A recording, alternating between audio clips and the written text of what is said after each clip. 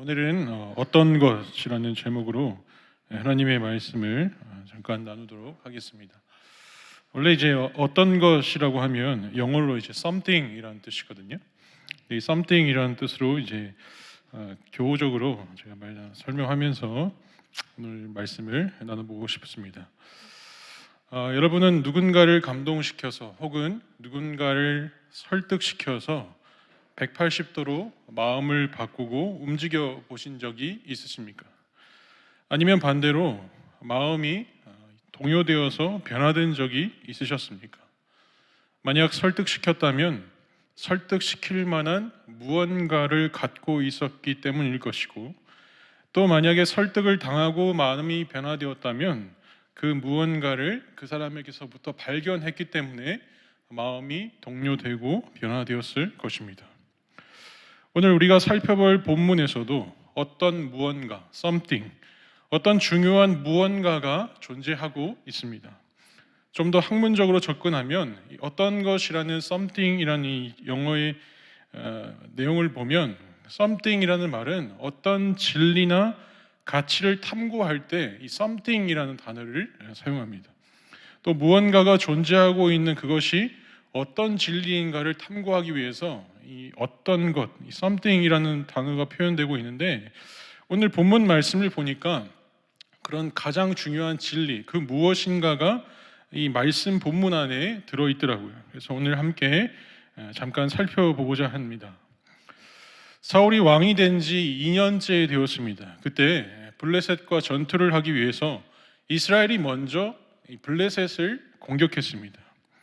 사울은 이스라엘 백성들 3,000명을 택하여서 먼저 블레셋에게 선제 타격을 했습니다. 이때 공격을 당한 블레셋은 본격적으로 공격을 당했으니까 전쟁을 선포하고 자신들의 군대를 꾸려서 준비를 시켰습니다. 이때 블레셋의 군사력이 어느 정도였냐 하니 병거가 3만 대였고 마병이 6,000명을 보유하고 있었습니다. 이걸 성경에서 뭐라고 얘기하냐면 마치 바닷가에 있는 모래와 같다라고 설명하고 있습니다. 그러니까 이 말을 다르게 표현해 보면 바다가 있는데 사람이 너무 많아서 바다인 줄 모를 정도로 이 사람들이 많았다라는 의미가 됩니다. 이와 대조적으로 사울이 뽑은 이 이스라엘의 3,000명은 사실 형편없는 군사력을 갖고 있었습니다. 그걸 어떻게 알 수 있냐면 이스라엘 백성들에게 뭐라고 표현하냐면 3,000명의 사람, 이렇게 부르고 있습니다. 전쟁에 참여한 이스라엘 사람들은 전문적인 군사훈련을 받은 사람이 아니라 밭 깔고 일하다가 전쟁한다고 하니까 조국을 위해서 모인 보통 시민들이었던 겁니다. 이 당시 이스라엘 백성들은 무기가 없었고요, 밭 깔던 농기구를 가지고 전쟁을 해야 했습니다.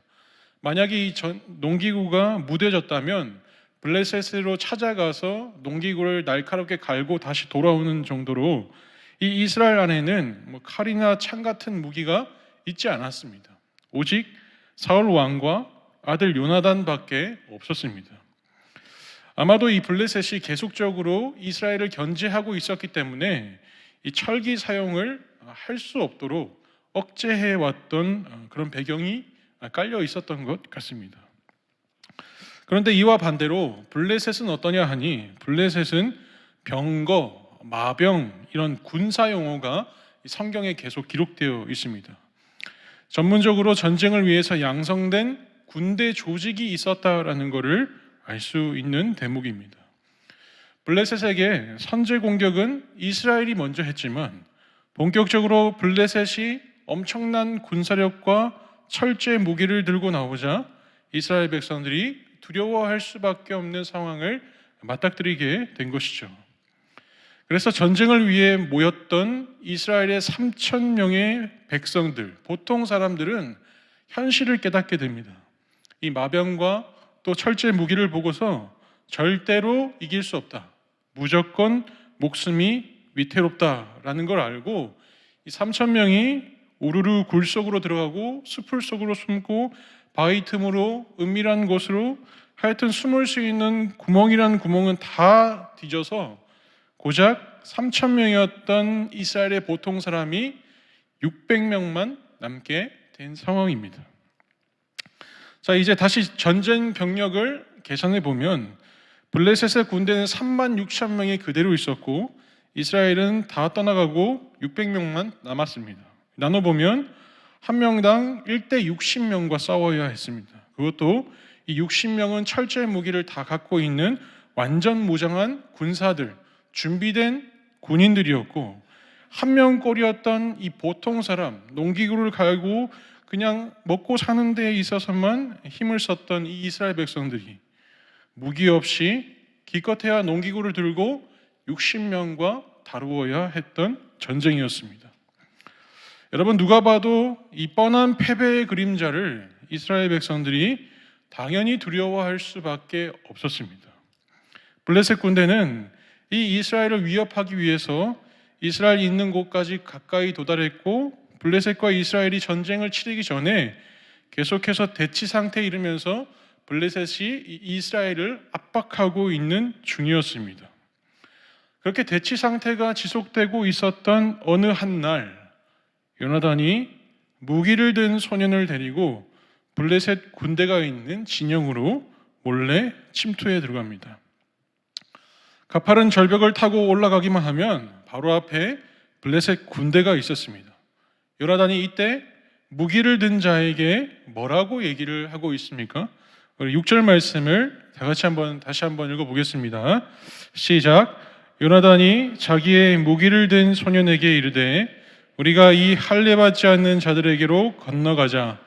여호와께서 우리를 위하여 일하실까 하노라. 여호와의 구원은 사람이 많고 적음에 달리지 아니하였느니라. 아멘. 요나단은 하나님을 향한 확실한 믿음을 갖고 있었던 사람이었습니다. 그리고 여호와께서 우리를 위하여 일하실까라는 고백을 뒤이어서 합니다. 여러분, 이 말은 여호와께서 과연 우리를 위해서 일하실까 안 하실까 이런 물음표를 다는 말이 아니라 하나님이 어떻게 구원하실까, 이미 하나님의 승리에 대해서 기대하는 표현을 하는 말입니다. 그러니까 하나님의 구원하심을 의심하지 않는 신뢰의 태도로 요나단이 이렇게 얘기하고 있는 겁니다. 그리고 이어서 요나단이 믿고 있는 하나님은 어떤 분이라고 밝히고 있습니까? 하나님은 사람이 많고 적음에 따라서 구원하는 분이 아니다라는 것도 믿고 있었습니다. 그러자 이 무기를 든 자가 요나단의 내가 당신과 마음을 같이하여서 따르겠습니다 라는 답변을 합니다. 여러분, 이 표현은 요나단이 마음에 있는 대로 행동하면 언제나 그 마음 따라서 내가 동행하겠다라는 의지의 표현입니다. 좀 더 극단적으로 설명해 보면 요나단이 나 블레셋과 싸워서 죽겠다라고 한다면 그러면 저도 싸워서 죽겠습니다 라고 얘기하고 있는 것이 바로 이 무기를 든 자가 요나단에게 하고 있는 외침입니다. 사랑하는 성도 여러분, 오늘 상황에서 요나단은 아주 미미한 전투력을 가지고 무모한 시도를 하고 있는 중입니다. 객관적으로 보면 요나단은 이 2명밖에 안 되는 이 보통 사람들이 불구덩이로 뛰어 들어가는 아주 사리분별 못하는 어리석은 사람인 것처럼 보일지도 모릅니다. 그리고 그 어리석은 요나단을 따라 나서는 또 한 명의 사람, 무기를 든 소년은 어떻습니까? 무기를 든 소년도 마찬가지로 요나단처럼 어리석은 사람이라고 봐야 합니까? 왜 무기를 든 소년이 요나단을 따라서 마음을 같이 하려고 했을까? 무기를 든 소년은 분명 요나단에게 어떤 것을 보아준 겁니다. 어떤 something, 가장 중요하게 여기는 그 진리의 가치를 발견했기 때문에 요나단과 함께 하겠다라는 이 과감한 말을 한 겁니다. 그것이 오늘 말씀에 잘 묻어나 있죠. 요나단이 갖고 있는 그 어떤 것, 요나단이 품고 있는 그 굉장한 중요한 진리는 하나님을 믿는 믿음이었습니다. 하나님을 믿는 믿음이 이 요나단에게 분명히 있었습니다. 그런데 여기서 우리가 나아가서 좀 더 생각해 볼 것이 있습니다. 요나단이 하나님을 향해 믿음을 갖고 있는 건 알겠는데 하나님을 향해 갖고 있는 구체적인 믿음이 무엇인가를 함께 나눠봤으면 좋겠습니다.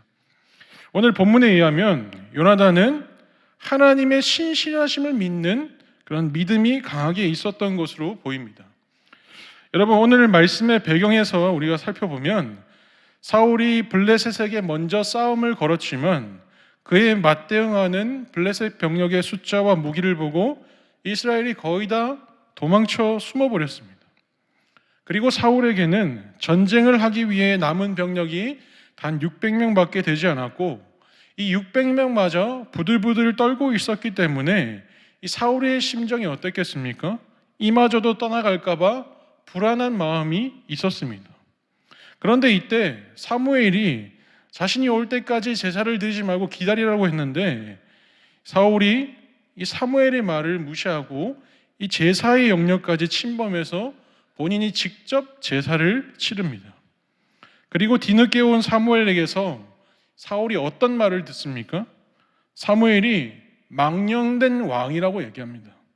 그리고 그렇게 책망하면서 하는 말이 당신의 왕위는 몰락할 것입니다 라는 저주의 선언도 얘기를 합니다. 이스라엘 백성에게는 영원한 나라이신 하나님이 계셨죠. 영원한 나라의 왕이신 하나님이 있었습니다. 이 하나님으로 충분했습니다. 그런데 다른 나라들이 세워놓은 왕이 부러워서 이스라엘 백성들이 하나님께 요구했던 것이 인간 왕이었습니다. 그렇게 세워진 것이 사울이었습니다. 그런데 이스라엘의 대표성을 갖고 세워져 있던 왕이 하나님보다 앞서는 행동들을 일삼았고 결과적으로 하나님을 무시하고 본인이 제사장이 되어서 이 제사를 치렀던 이 사건이 비단 사울만의 실수라고 보기에는 어렵다는 겁니다. 사울만의 실수가 아니라 인간 왕을 추구했던 이스라엘 백성들 전체의 과오와 죄가 함께 있는 겁니다. 그래서 총체적으로 보면 이스라엘 백성들은 이제 하나님께서 자신들과 함께 하지 않으실 것이다. 왜냐하면 사울을 비롯해서 이스라엘 백성 전체가 하나님께 죄를 지었기 때문에 이제는 하나님이 버리셨다는 생각이 이스라엘 백성들 안에서 강하게 들 수밖에 없는 겁니다. 그런데 이때 이와 반대로 요나단의 생각이 어떠냐면 요나단의 믿음 상태가 우리가 주목해야 할 부분입니다. 요나단은 비록 사울과 자신을 포함한 이스라엘 동족 전체가 하나님 앞에서 죄를 범하였고 그 백성들의 상태가 이미 죄로 얼룩져서 하나님께로부터 구원을 요청할 수 있는 민낯이 없음에도 불구하고 요나단은 하나님은 그래도 자기 백성을 버리지 않을 것이다. 그래도 요나단은 자기 백성을 하나님께서는 결코 버릴 것이라는 생각을 단 한순간도 하지 않았기 때문에 오늘의 고백을 할 수 있는 겁니다. 이것이 바로 믿음의 특징입니다. 믿음은 하나님의 위대하심을 인정하는 것뿐만 아니라 자신의 백성을 결코 밖으로 내몰아두지 않으시고 하나님의 품 안에서 품고 계신다는 사실을 붙들 수 있는 믿음, 이것이 바로 요나단만이 갖고 있었던 그 something, 그 어떤 것의 믿음이었던 겁니다. 이 믿음이 있을 때 하나님을 시험하면서 믿음 안에 사는 것이 아니라 이 믿음이 있을 때 비로소 하나님을 신뢰하는 삶으로 살아갈 수 있는 자가 되는 겁니다. 그러므로 여러분, 우리 모습이 비록 자랑할 것이 없다 하더라도 하나님의 신실하심을 믿고 믿음의 말을 해야 하고 믿음의 행진을 할 수 있어야 합니다. 이러한 담대함이 결국 주변 사람들에게 과연 이 그리스도인이 믿는 믿음의 대상이 무엇인가를 바라보게 만들 것이고 믿음의 삶을 따라할 그 날이 언젠가는 찾아올 줄로 믿으시기를 바랍니다. 바라옵기는 요나단과 무기를 든 소년의 사건을 통해서 한 사람의 믿음이 또 다른 사람의 인생도 변화시키는 것은 우리의 삶 가운데서도 나타날 수 있어야 합니다. 제가 청년부 담당할 때 한 새가족 친구가 기억이 나는데요. 그 친구가 교회를 오게 된 계기가 좀 독특했습니다. 제가 어떻게 교회를 오게 되었느냐라고 새가족 신방을 하면서 물었더니 이 청년이 대답하기를 자기가 좋아하는 가수들이 있대요. 근데 이 가수들이 있는데 이 가수들의 노래 목록들을 다 찾아보면 꼭 그 목록 안에 CCM이 하나씩 들어있더라는 겁니다. 그래서 이 청년이 고민을 했대요. 왜 내가 좋아하는 가수들이 다 CCM을 불렀을까? 왜 다 기독교의 노래를 불렀을까? 이런 의문이 들었다고 합니다. 그래서 이 청년이 교회에 뭔가가 있는데 이 뭔가가 무엇인가를 알고 싶어서 교회를 등록하게 된 겁니다. 참고로 이 청년은 태어날 때부터 천주교 신자였습니다. 친가와 외가 모두가 천주교 신자였고 자신은 4대째 믿어온 뼈대 있는 가문이었습니다. 그런데 자신이 좋아하는 가수들이 다니는 그 교회에 그 기독교 안에 무엇이 있는지 그 중요한 진리가 무엇인지를 알고 싶어서 4대째 이어온 이 천주교를 내려놓고 교회에 다니기 시작했습니다. 단지 이 가수들의 노래 목록만으로 그 안에 무언가가 있다라는 걸 발견한 게 저는 너무 신기했습니다. 그래서 제가 그 불렀던 그 가수들의 목록 중에 몇 명을 찾아봤습니다. 찾아봤는데 그 한 사람 중에 내용을 보면 이토록 죄인인 나를 사랑하시는 하나님을 찬양하지 않을 수가 없었습니다 라는 믿음의 고백이 있었습니다. 여러분, 성경에서도 소년 다윗이 골리앗을 향해 돌진한 것은 무엇 때문입니까? 다니엘의 세 친구들이 풀무불을 마다하지 않았던 이유가 무엇입니까? 에스더가 고국이 위기에 처하자 자신을 내어놓고 죽으면 죽으리라는 결단을 하며 왕 앞으로 나아가는 이유는 무엇이었습니까? 저들에게는 분명 무언가가 있었습니다. 자기 백성을 돌보시는 신실한 하나님을 믿는 믿음이 충만했기 때문에 가능한 행동이었습니다. 사랑하는 성도 여러분, 여러분들 안에는 그 무언가가 자리 잡고 있으십니까? 신실하신 하나님을 향한 그 믿음이 어떤 상황에서도 흔들리지 않게 자리하고 있으십니까? 주변의 이웃에게, 친척에게, 친구들에게, 사회망 속에 있는 사람들에게 우리 안에 있는 이 믿음을 숨길 수 없는 가치로 나타내고 있으십니까? 오늘부터 명절 연휴가 시작됩니다. 만나는 형제와 친척들에게 우리의 삶을 믿음으로 선언하시고 앞으로의 미래를 믿음으로 그려내는 그런 한 주가 되었으면 좋겠습니다. 이 말을 들은 사람들은 우리의 성공스럽지 못한 모습을 보며 비난할 수 있습니다. 손가락질할 수 있습니다. 판단할 수 있습니다. 그러나 신실하신 하나님을 우리가 굳건하게 요나단과 같이 100% 신뢰하고 믿고 있다면 하나님은 반드시 하나님의 때에 우리의 삶 가운데 역사하실 것입니다. 그리고 결국에는 너에게는 특별한 무언가는 신실하신 하나님을 향한 믿음이었구나 라고 저들의 입으로 고백할 날이 반드시 이룰 것을 믿으시기를 바랍니다. 말씀을 맺겠습니다. 요나단과 무기를 든 소년 단 2명으로 블레셋 군대를 어떻게 겁에 질리게 만들 수 있었습니까? 요나단에게 있었던 그 중요한 것, 그 썸띵은, 그 가장 중요한 가치는 무엇이었습니까? 신실하신 하나님을 믿는 믿음이 그가 가진 가장 큰 무기였고 가장 날카로운 도구였습니다.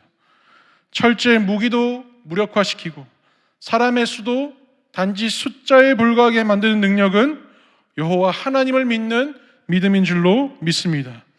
그리고 요나단이 가졌던 그 믿음은 흘러 넘쳤습니다. 믿음이 흘러 넘쳐서 무기를 든 소년에게 그 믿음의 영향을 끼쳤습니다. 무기를 든 소년은 요나단이 가진 그 무언가가 믿음이었음을 깨달았습니다. 그리고 그 역시도 요나단과 마찬가지로 전쟁이 사람의 많고 적음에 있지 않았음을 깨닫는 은혜가 있었습니다. 우리가 맛집 탐방을 하는 영상을 보면 음식을 만드는 과정을 화면으로 볼 수 있습니다. 그리고 그 중에 꼭 빠지지 않는 것은 그 가게만의 비법 재료가 있습니다. 성공하는 집에는 그들만의 무언가가 반드시 존재합니다. 우리의 삶에 성공하는 비결, 잘 되는 법, 절대로 망하지 않는 비법이 무엇이어야 합니까? 하나님을 믿는 믿음을 붙들고 살아가는 것입니다. 우리의 믿음이 이 세상에서 숨길 수 없고 감출 수 없는 도구가 되어서 어디를 가든지 하나님께서 이루실 그 구원을 기대했으면 좋겠습니다. 또한 믿지 않는 자에게 믿음을 심어줄 수 있는 믿음의 거목이 저와 여러분에게 있기를 간절히 소원합니다. 기도하겠습니다.